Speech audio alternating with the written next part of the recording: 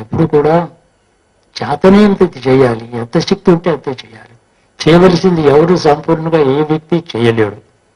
తన శక్తి తన పరిమాణం, ఎంత శక్తి ఉంటే అంత. అయితే ఎంత శక్తి ఉంటే అంత చేస్తేనే యథాశక్తి అనాలి.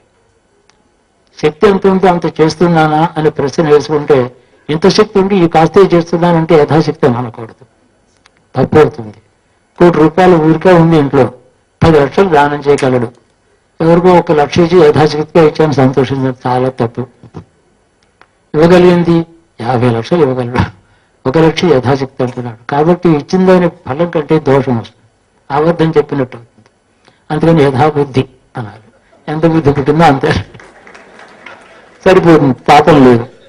అంటే అలా చాలా ఇవ్వగలను కానీ లోపల లోపత్వం ఉంది, నన్ను ఏం చేయమంటారు, ఇంతే బుద్ధి పుట్టింది మీరేం అనుకోకండి అంటే ఏం అనుకోడు అవతలవాడు.